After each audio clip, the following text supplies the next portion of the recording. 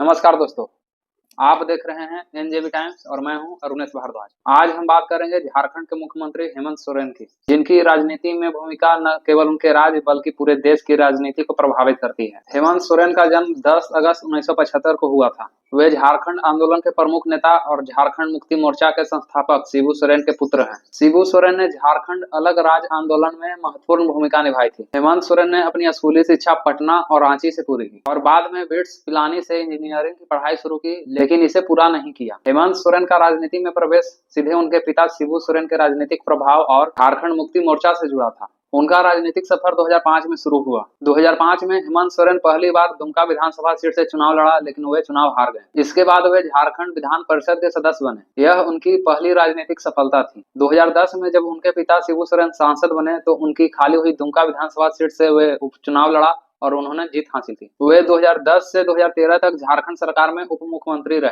जब जेएमएम और बीजेपी की गठबंधन की सरकार थी। लेकिन उन्होंने 2013 में बीजेपी से समर्थन वापस ले लिया और कांग्रेस और आरजेडी के समर्थन से झारखंड के मुख्यमंत्री बने। हालांकि 2014 के विधानसभा चुनाव में उनकी पार्टी को हार का सामना करना पड़ा और बीजेपी ने सरकार बनाई।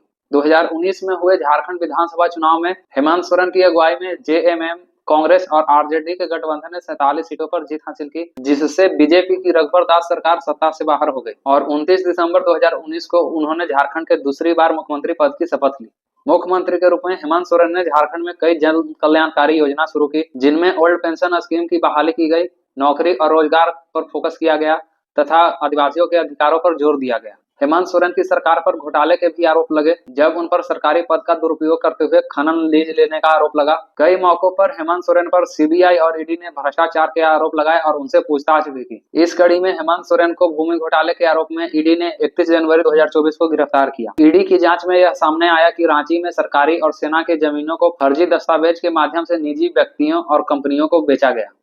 रांची नगर निगम के टैक्स कलेक्टर दिलीप शर्मा द्वारा दर्ज किए गए एक मामूली केस से यह बड़ा घोटाला उजागर हुआ, जिसमें हेमंत सोरेन के करीबी सहयोगियों और परिवार के सदस्यों के संलिप्तता के संकेत मिले। इस मामले में ईडी ने हेमंत सोरेन सहित कुल 14 लोगों को गिरफ्तार किया। हेमंत सोरेन के गिरफ्तारी के बावजूद 2024 के विधानसभा चुनाव में जेएमएम ने उल्लेखनीय प्रदर्शन किया। पार्टी ने 43 सीटों पर चुनाव लड़ा और 34 सीटों पर जीत दर्ज की। कांग्रेस और आरजेडी के समर्थन से हेमंत सोरेन तीसरी बार झारखंड के मुख्यमंत्री बन गए। हेमंत सोरेन झारखंड की राजनीति में आदिवासी पहचान के एक मजबूत नेता बने हुए हैं, जहां वे जनहितकारी नीतियों और आदिवासी उत्थान के प्रतीक बने हुए हैं। वहीं भ्रष्टाचार के आरोप और उनकी गिरफ्तारी ने उनकी छवि को भी नुकसान पहुंचाया है। आप सभी को वीडियो कैसा लगा कमेंट में बताइए और अगर वीडियो पसंद आया हो तो लाइक शेयर कीजिए, साथ ही साथ एनजेबी टाइम्स को सब्सक्राइब करना ना भूलें।